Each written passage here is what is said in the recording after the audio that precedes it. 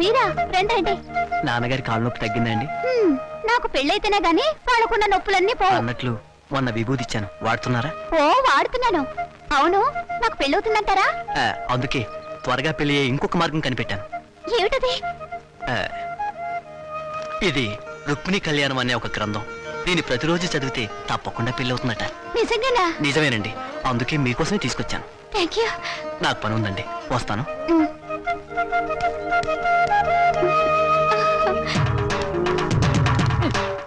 వీరబాబు దండాలు బాబు. ఈ చల్లో దండాలు ఏమిట్రా? అచ్చరే గాని అర్ధరాత్రి పూట శ్మశానానికి తాళం వేసి వచ్చాడేమిటి? రే ఏంట్రా వెతుకుతున్నావు? అది కాదు బాబు, ఈ మధ్యన శ్మశానంలో శవం లేచి నడుచుకుంటూ వెళ్ళిపోనది. పెదరాయుడు సినిమాకి వెళ్ళిందేమో. ఇయాల కొలాలు అడగండి బాబు. మరి ఏంట్రా బాబు, శవాలు దెయ్యాలు అవుతాయా? శవాలు దయ్యాలు అవడం ఏమిట్రా? లేచి నడిచి వెళ్ళిపోనదని అన్నాను కదా. అది దయ్యం కాబట్టి. అయితే శవం దెయ్యం అవుద్ది. శవం దయ్యం ఎందుకు అవుతుందిరా? దెయ్యం శవం అవుద్దా? రే శవం దయ్యము కాదు, దయ్యం శవము కాదు. శవం శవమే, దయ్యం దయ్యమే. అదేంటి బాబు, దెయ్యం అవుద్దని అంటున్నాను కదా.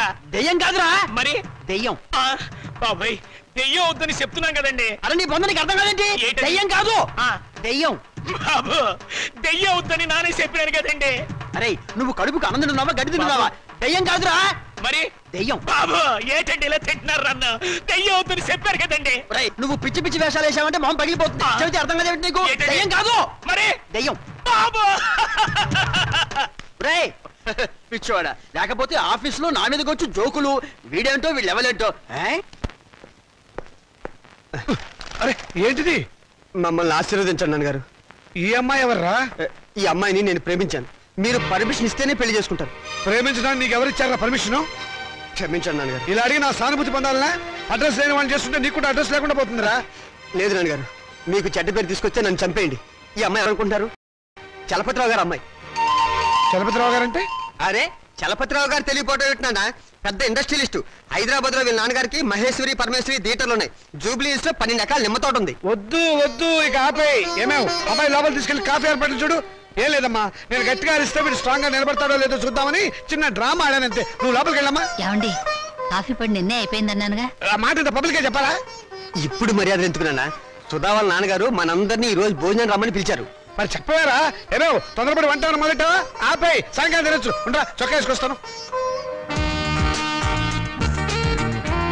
Very good, very good. చూడండి రామచంద్రయ్య గారు, మా అమ్మాయిని మీ అబ్బాయికి ఇచ్చి చేయడంలో ఏం అభ్యంతరం లేదు. కానీ ఏమిటి మీ సందేహం చెప్పండి. మీ రెండో అమ్మాయిని మా ఏకైక కుమారుడికి ఇచ్చి చెయ్యాలి. అంతకంటే మహద్భాగ్యమా? తప్పకుండా చేద్దామండి. అయితే ఒక విషయం, మా వాడికి కొంచెం పిచ్చి ఉంది. ప్రస్తుతం వాడు పిచ్చాసుపత్రిలో ఉన్నాడు. అయినా సరే మీరు ఈ పెళ్లికి ఒప్పుకుంటేనే మా అమ్మాయి మీ ఇంటికి వాళ్ళు అవుతుంది. దాందే ఉందండి, గొప్ప గొప్ప మేధావులందరూ అలాగే ఉంటారు. అంతెందుకు పాత అర్థాంగ సినిమాలో అక్కడే నాయకులకు పిచ్చుంటే సావిత్రి మార్చుకోవాలా? అంతెందుకు ఈ మధ్య వచ్చిన ఆపద్బాంధవుడు చిత్రంలో ఆ హీరోయిన్ అదే మీనాక్షి శేషాద్రిని ఆ హీరో ఎవర్రా? చిరంజీవి గారు. అచ్చు నాలాగే ఉంటారు. అచ్చు మావాడిలాగానే ఉంటాడు, మార్చుకోవాలా? అలాగే ఇది. నాన్న, అవి సినిమాలు, జీవితం కాదు. జీవితాలు చూస్తే సినిమాలు తయారు చేస్తారు. నువ్వు నోరు మూసుకో. నోరు మూసుకుని ఇన్నాళ్ళు బ్రతకాను. మౌనిక, చూడండి సార్, మాకు తండ్రి లేడు, ఆయన దేశాల మీద పోయాడు.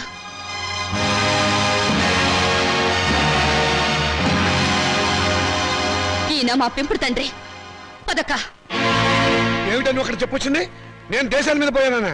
ఇంకా నయం, బ్రతికే ఉన్నామని చెప్పినందుకు సంతోషించు. మౌనిక, ఆగండి. స్వార్థం కోసం ఆడదాన్ని కాళ్ళు చేతులు నరికి తందూరి పొయ్యిలో తగిలిపెట్టిన మహానుభావుల జాబితాలో మీ పేరు కూడా చేరిపోవాలంటే ఆ పిచ్చివాడికిచ్చి పెళ్లి చేసే బదులు డబ్బా కిరసనాయలు పోసి తగలబెట్టండి, ఖర్చైనా మిగులుతుంది. ఎప్పుడు కొడుకుల భవిష్యత్తు గురించి ఆలోచించారే గాని మా ఆవేదన గురించి పట్టించుకోలేదంటే కూతుళ్ళుగా మేము చేసిన పాప ఏమిటో చెప్పండి. ఈ సంసారాన్ని నిలబెట్టేది నా కొడుకుల భవిష్యత్తే గాని మీ పెళ్లిళ్ళు కాదు. మాకు పెళ్లిళ్ళు అవసరమని మేమెవరితోనన్నా లేచిపోతే బయట ఏడ్చి కట్నం ఖర్చు తగ్గినందుకు లోపల సంతోషపడతాను. శభాష్.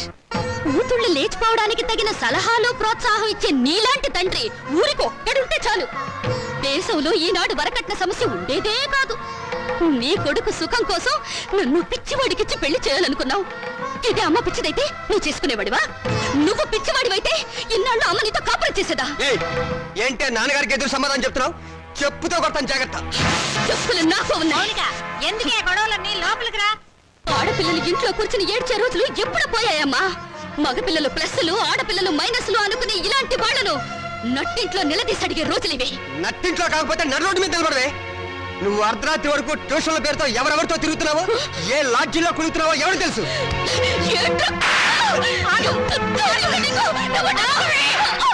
సంగతి అంతా నాకు తెలిసే. నువ్వు నోర్మయ్యా. నేను అన్న దాంట్లో తప్పే ఉందమ్మా.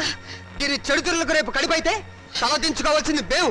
విన్నావమ్మా, వీడు నేను చెడిపోయానంటున్నాడు. ఆడపిల్ల తన దాపరికాలు తల్లి దగ్గర దాచదు కదమ్మా. నేనెంత మందితో తిరిగాను, ఎంత బాగా చెడిపోయానో నువ్వే వీడికి చెప్పమ్మా. మౌనిక, ఓ వీళ్ళు నీ కొడుకులే కదూ.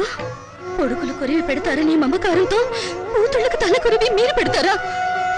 నాన్న, మీరు స్వర్గంలో సంసారం చేస్తే మగ పిల్లలు, నరకంలో సంసారం చేస్తే మేం పుట్టావా? ఏనన్నా, పసితనంలో మగ పిల్లలకు పనికిరాని బట్టలు మాకు తొడిగి స్కూలుకు పంపారు. అప్పుడు దేవుటని అడిగే తెలివి లేదు. వయసు వచ్చాక చిరిగిపోయిన నీ కొడుకుల లుంగీలను లంగాలుగా మార్చి మమ్మల్ని కట్టుకోమన్నారు. అప్పుడు వా తెలిసినా అడిగే ధైర్యం లేదు.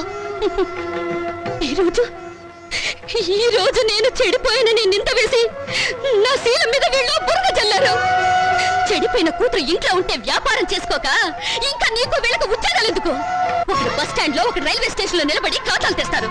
నువ్వు ఇంట్లోనే ఉండి వ్యాపారం చూసుకో. నా రేటు ఎంత అని అడగను, నా రేటు పెంచమని డిమాండ్ చేయను. నీ కొడుకులు చదువులకే కాదు, వీళ్ళిద్దరు బిల్డింగ్లు కట్టుకోవడానికి కూడా ఈ కూతురు ఉపయోగపడుతుందని నువ్వు తెలుసుకో. విలువేంటో తెలియాల్సిన అవసరం ఇక్కడ ఎవరికి లేదు. నువ్వు నోరు మూసుకుని లోపలికి వెళ్ళు. పోతాను. నేను ఇక్కడే ఉంటే నిజంగానే నన్ను చెడగొట్టి ఆ డబ్బుతో మీ అవసరాలు తీర్చుకుంటారు.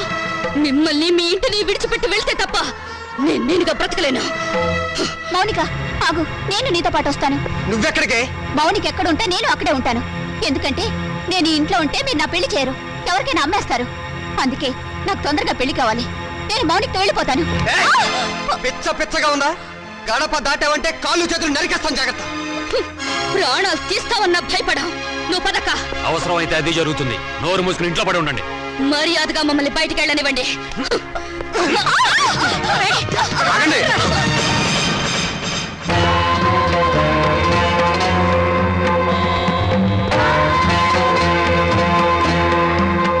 నువ్వా? ఎక్కడికి ఎందుకు వచ్చావు? దుష్ట శిక్షణ కోసం, స్త్రీల రక్షణ కోసం. నువ్వేమైనా కృష్ణ పరమాత్ముడువా? అయితే నీకున్న గోపికలో దీని నంబర్ ఎంత?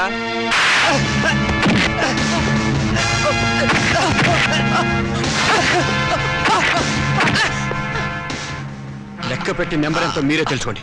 రామోనిక,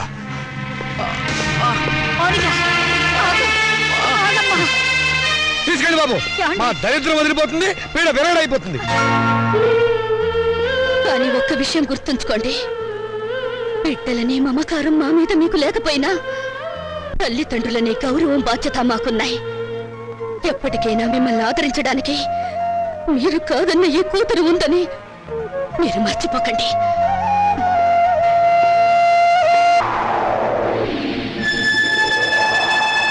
నమస్తే బాబాయ్.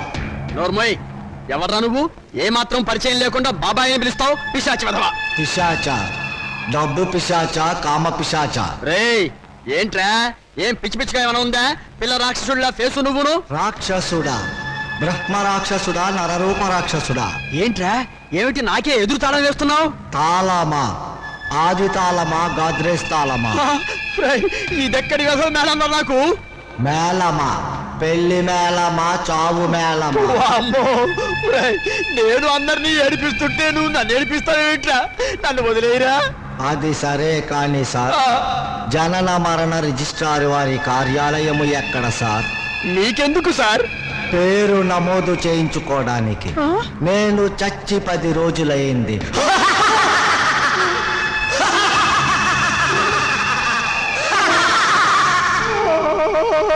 నా కాళ్ళ మీద పడ్డం కాదయ్యా, నీ కాళ్ళ మీద నువ్వు నిలబడాలి. నీ చెల్లెలు తను బ్రతకగలన్న ధైర్యంతో ఇల్లు విడిచి వెళ్ళిపోయింది. I like her guts. నా అల్లుడు కూడా అలా ఉండాలి. నీకు ఆ ధైర్యం ఉందని రుజువు చేయి, నా కూతుర్నిచ్చి పెళ్లి చేస్తాను. మావయ్య గారు, ఇంకొకసారి ఆలోచించండి ప్లీజ్. సరే, నా కూతురు నీకు మనసిచ్చింది. నా కూతురు సుఖంగా ఉండాలి అంటే నా కాళ్ళ దగ్గర పడి ఉండే అల్లుడు నాకు కావాలి. నువ్వు ఎలాగూ నా కాళ్ళ మీద పడ్డావు కాబట్టి నువ్వు నాకు నచ్చావు. డోంట్ వరీ, మీ మ్యారేజ్ నేను జరిపిస్తాను.